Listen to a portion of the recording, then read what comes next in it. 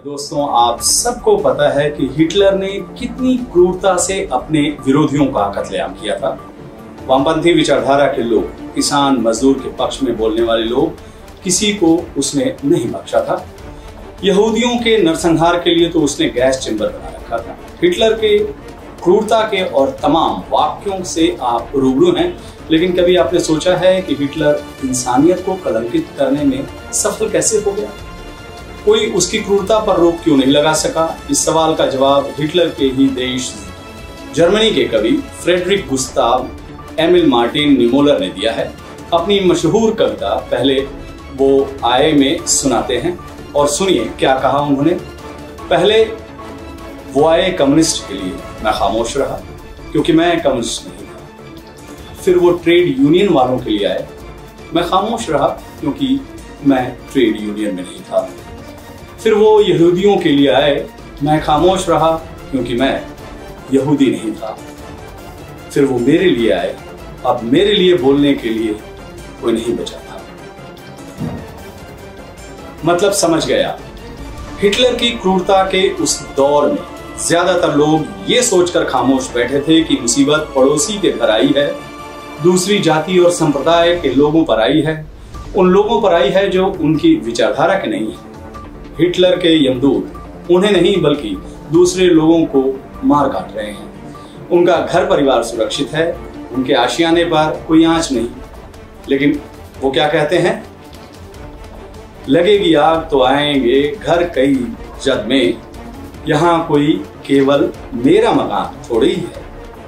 यही हुआ था हिटलर के उस दौर में। हिटलर ने अपने शासन के शुरुआती दौर में कम्युनिस्टों का कत्लेआम किया था। ज्यादातर लोग उस कत्लेआम पर खामोश रहे थे। उनकी खामोशी से हिटलर का जो हौसला था वो काफी ज्यादा बढ़ा। कम्युनिस्टों के बाद उसने ट्रेड यूनियन वालों को निशाना बनाया था। उसका भी किसी ने पुरजोर विरोध नहीं किया, सब शांत रहे। हिटलर का हौसला और बढ़ता गया और तब उसने द्वितीय विश्व युद्ध के दौरान यहूदियों के सामूहिक नरसंहार का कुचक्र रच दिया। काश जर्मन वासियों ने सामूहिक तौर पर हिटलर की क्रूरता का शुरू में ही विरोध कर दिया होता तो बात 40 लाख लोगों के कत्लेआम तक नहीं पहुंचती। एक काश हम सब के लिए थी। काश हम सब सामूहिक तौर पर इस सरकार के तानाशाही के खिलाफ खड़े हो जाते। काश हम सब इस सरकार के झूठ फरेब के खिलाफ अपनी आवाज बुलंद कर पाते तो नौबत यहां तक नहीं आती। सरकार का चौतरफा दमन चक्र जारी है।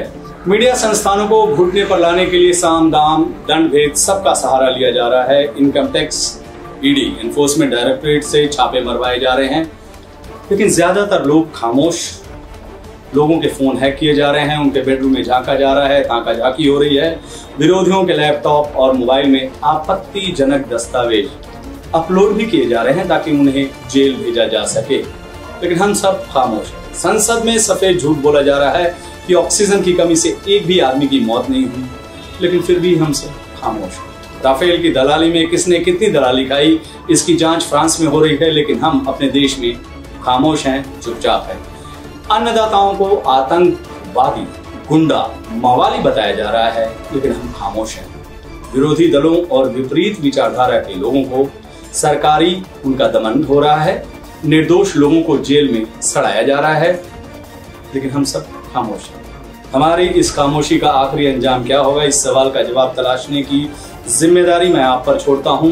जवाब तलाशने में सहूलियत हो, इसके लिए आप राष्ट्रकवि दिनकर की ये 2 पंक्तियां अपने जेहन में जरूर रखिएगा।